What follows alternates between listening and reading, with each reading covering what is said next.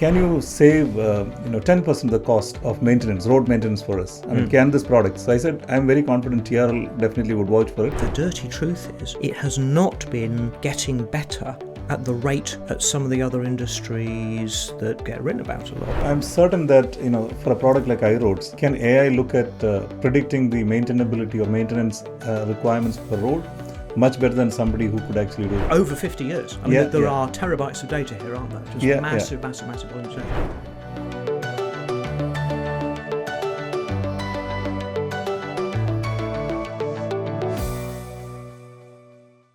Yeah, no, I think there are a lot of those things which TRL is doing probably is not really known, probably not being leveraged enough is what I think, because we worked on clean air technology, between TRL and Experion. We built technology to see how you can, there's a context to us in schools where you want to divert traffic when schools are out. So that clean air technology solution was built, I think, 7 or 8 years back. We have SMLL, Smart Mobility Living Lab, where we are trying to see how we can bring the accidents down. When autonomous cars start flying on the roads, and TRL built autonomous cars in, I think, way back in 60s. And then we also have the UTC, which is primarily to see how we can steer traffic or how the flow of traffic can be smoother. And we've been working on all these technologies. So I think there is a lot of merit, in bringing all this together, primarily, and because you're talking about the world going to carbon neutral and so on and so forth. It's all implying the same, things which are helping those causes. So I think there is a lot of those technologies which are there that needs to be taken to wider market. So in that context, what do you think are TRL's plans, or what are your plans of taking these products globally? Well, I was going to ask exactly the same question you actually. We've talked about the Smart Mobility Living Lab here in London, where we're speaking today. Your business is headquartered in India. We've mentioned some of the other places that we work together around the world, but there are plenty of places where we haven't really done any work. So we are just beginning to explore Australasia or the Asia Pacific region, Southeast Asia. We haven't really done anything together. I know you Experion do some work in North America, but historically, TRL, we haven't really done very much. South America, similarly, there's whole continents that we haven't really addressed yet. So what are our plans? Well, as it happens, we are considering that question right now. So many of the client needs, people's needs that we serve are absolutely the same around the world. The regulatory regimes may differ. The state of development of technology or the size of the capital base, this may vary, but people's need for transport, people's right to be able to travel safely, the need that we all have together to do so in a way that doesn't trash the atmosphere and and the climate, these are absolutely consistent around the world. So we shouldn't we, be able to extend globally.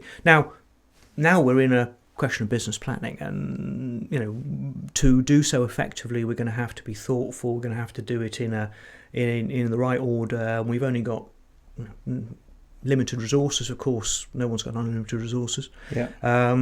So we'll try and do it in the right order. But it's very much part of our thinking that we can, we should, and we will start to develop these other areas together. I think that definitely is the way forward, because a lot of places need these technologies.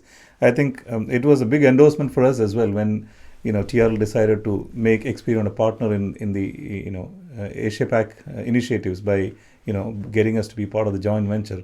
And I think that's seeing a lot of good results and a lot of things happening in Bangladesh. Totally. Well, I mean, I'm always impatient for more, of course. But maybe let's just talk about what we're doing in Asia Pacific just a little bit more, because what we did there was we decided to base our joint activities around a set of software products. Of course, in the modern world, software products are delivered as a service, aren't they? So that we need a platform delivery. We need the ability to sell and support those clients who use those products. And so we ended up with actually a three-cornered arrangement, didn't we? Yeah. Based around our intellectual property, your technical expertise, and then the on-the-ground consulting capabilities of an organisation called NTRO, National Transport Research Organisation, based in Australia, and that's a model that we think can work, is working in Australasia and Southeast Asia. Yeah, and one of the Pacific Islands has already got the iRoad technology, right? So yeah, absolutely. Yeah. And I think another product that should definitely be going around the world is UTC, because I believe UTC was invented, or the algorithm was designed by TRL long back. Siemens took it to the world, and then now you have the improved version of UTC helping cities run, the transportation run smoother. You're right. Where we are is a very modern, advanced product we just launched, didn't we? Scoot 8 AI. Okay. To reflect the way that we are making that that product more autonomous, more aware of the feeds, more able to recommend decisions to people instead of just being as it were, a neutral control layer. And yes, that's another opportunity which fits, which solves so many client needs. That market tends to be quite strongly regulated, and there are a whole set of technical standards around there. So it's a perfect example where we do have a world-leading product, but we need to be quite thoughtful about how we engage in different markets around the world, and we need to do some proper planning around that. But yes, the opportunity is large. Yeah, but I believe you're getting some strategic customers to come on board and use that product to kind of smoothen the traffic, I believe. Yeah, exactly so. Yeah. And I think one last, point that I wanted to point out or bring out, that's again a synergy between Experion and TRL is, so Experion has been having financial services practice being set up it's already set up about a couple of years back. Mm-hmm. We've recently set up the healthcare practice, again, bringing doctors on board to see how they can improve the healthcare situation. We have data practice, again, based out of London. So all these are based out of London. So between TR and Experion, if you look at it, the transportation, we have done so many things. We're talking about road safety. We've got road asset management system. We have, UTC, which is managed traffic. Mm-hmm. We've also got, I think, clean air technologies. So a lot of these technologies, we work together. We've got the technical capability and the business analysis team, who's, again, based in the UK. So do you think that there is a possibility for us to do consulting and technology together for the entire world? Oh, well, I'm sure there is. And you mentioned all the doctors you're employing. Of course, we've got loads of doctors ourselves, but not that sort. But yeah, I completely think that's not only desirable, but it's necessary. Yeah. This is still a very complicated technical area. One of the reasons it's moved so slowly, and so although as we discussed briefly a bit earlier, maybe some of these technologies can reduce the technical barriers to adoption for some of this stuff. Nonetheless, it's going to remain very technical. We've got to find ways to help people to embed those into their organisations and the way they operate, and that's going to require a lot of very skilled people helping clients. Call that consultancy. Yeah. So I think the two things inevitably go together, and yes, I think together we've demonstrated a lot of success to date. I'm very excited and ambitious about what we can do in the future. Yeah, because when practitioners talk about it, the implementation happens. When technology guys go and tell them, it doesn't really take off that much easily. So I think I believe that is the right way software has to go, because predominantly software has been all technologies going and preaching. But I think when practitioners and technologies go together, there's a lot more success is likely, especially in terms of... Totally. It's got to be pulled by a client need and not pushed by some people with a bright idea. I agree with you. Yeah. Paul, one question that I wanted to always ask you was, how do you see the future of transport? Because I think TRL was set up to build the future of transport. How do you see the whole future of transport looking like in the new world, with autonomous cars, with smart roads, smart cities, and so on and so forth? Oh, well, thank you for that very easy question, Binu. Luckily, I've got the answer right here. Look, the future transport, what an enormous topic. Transport is fundamental in everyone's lives. It enables the economy, but it enables people to flourish. What we need is for transport to be safer, more efficient. We need it to go away, don't we? Yeah. Don't we spend a lot of our too much of our time thinking about transport, trying to work out, the first thing we discussed when we came here this morning was, how did you get here? How was that? Oh, I did the train. No, this was late. And we want a lot of that just to go away. So how do we make it go away? Well, I think technology is the answer. You might expect me to say that, but to make it go away, we have to offload the cognitive work, the effort of thinking about it, working it out, to somebody else. When it doesn't go right, we need someone else to take away the problem of sorting it out. And it's not so much the time it takes; it's how much of our mind it takes. That's the problem with transport, isn't it? We want the things we want to appear at our doorstep magically. We don't want to have to think about it. We don't know. So that's the future of transport. Transport sort of goes away. Who was it who, the famous quote, science fiction author who said, any sufficiently advanced technology looks like magic. And transport needs to be more magical, doesn't it? In the sense that it just happens. Now, how do we do that? Now you're asking. There's a lot of things that have to happen. And we've got to recognise that transport is a stack of different things. At the lowest level, perhaps, is the infrastructure, the physical, concrete, the steel, the roads, the railways, all the bits and pieces that enable us to know. Then there's vehicles, isn't there? But then on top of that, there are systems. So a bus is far more than a road and a vehicle. It's a timetable. It's a bus stop. It's a network. It's a way of enabling people to use that, and that turns it into an informational problem, a data problem. That means that we can use technology to make it easier. So I think the future of transport is the increasing invisibility of transport. Oh, that's very nicely said. And I think TRL is working on many of those areas, like, fleet management and so on and so forth. iRoads definitely is a classic case of helping, improve the, time to go from a place to A to place B. And especially when I go around and I see men at work on national highways, I know that it's driven out of a product from TRL. Yeah, that's absolutely right. Yeah. And obviously the delays are causing you curse, but then obviously it's an inevitable evil. So I think iRoads in principle has to definitely help improve the cost of maintenance or bring down the cost of maintenance significantly, isn't it? Well, yeah. So iRoads is, so we talk about that bottom layer infrastructure.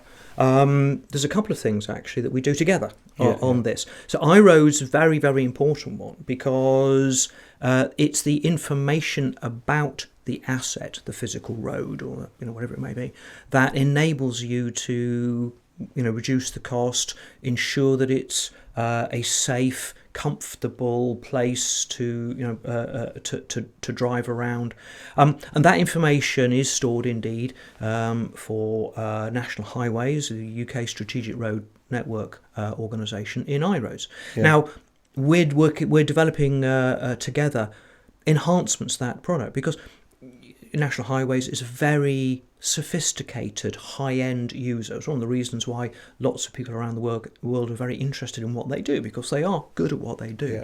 But there are lots of other organisations who need some of that capability but don't have the skills, don't have the complexity of requirements that someone like National Highways has. And we need to find a way of taking that goodness and making it more easy to access, easier to use, so that, for example, smaller organisations, local authorities in the UK,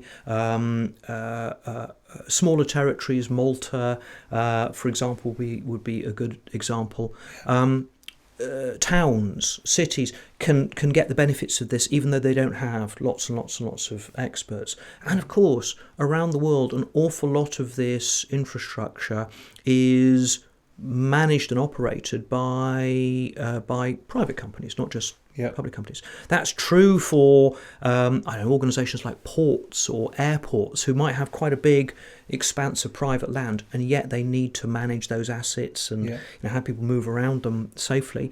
But lots of sort of arrangements around the world where either it's owned by the public sector but it's managed by a private company, or maybe it isn't even owned by the private sector. So there's a whole set of organisations globally who want these benefits, who have these problems that we can address when we can make this product easy to access. They get all the sophistication of the function and the benefit, but without needing all the skills and the technical knowledge to use. Yeah, I think that you're very right, especially in terms of smaller organizations, because I mean the classic comment that I always make is, if UK National Highways is investing 60 billion in maintenance, and if iRoads can bring down that cost of maintenance, let's say by 5%, you're talking about $500 million. Exactly. I mean, not $500 million, probably. Somewhere close to that. So that's a significant saving. So well, you're absolutely right. In some less developed nations, of course, a lot of the basic infrastructure is still to be constructed in those nations. There are large parts of the world where some, maybe even most of the road network is in fact unpaved. It doesn't look like a road in a classic Western European engineering sense, but it's a vital artery. And that is a problem that we haven't really addressed.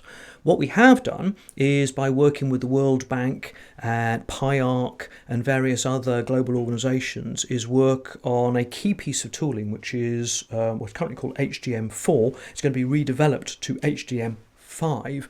It's the economic evaluation prioritisation tool used pretty much globally.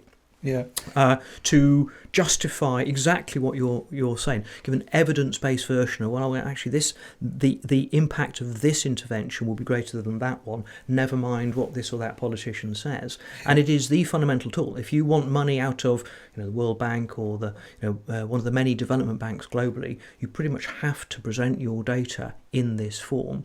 And we together are redeveloping that on behalf of that global community, aren't we? To try and bring more of those benefits to the world. Yeah, I think a year from now, or at least a couple of years from now, the highway definition management standards that are going to be implemented in HDM5, that's going to be productized together. So that's a future. I think that's a very interesting development work that we're starting now.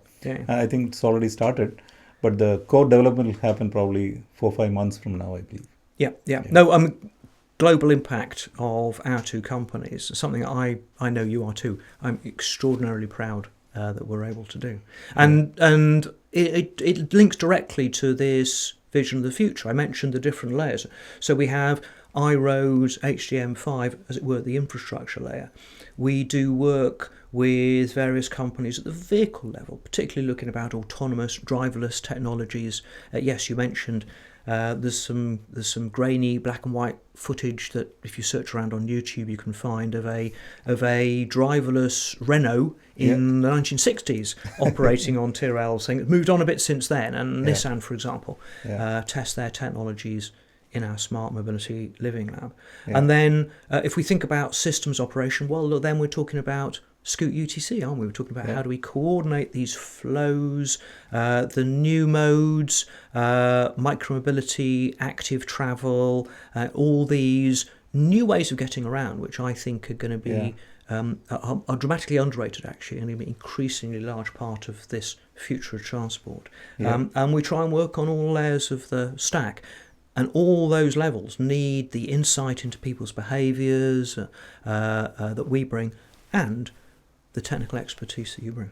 Yeah, I think Experion has also been founded on the innovation, the DNA of innovation, by starting off only in the evolving technologies. We're talking about 2009-10, but I think it's TR-less science, primarily science and scientists, and Experion technologies. So I think together the marriage can definitely work wonders for the transportation world, bringing in world-class products, and I think that's we should aspire for coming forward. Well, I the only thing I would argue with you there, Ben, is I think I would say continue. Anyway, thanks a lot, Paul. It was great talking to you. Always such a pleasure to see you, Binu. And fascinating discussion. I look forward to doing it again soon. Yeah, sure. Thanks a lot and have a great day. And you. Thank you. Bye. Bye.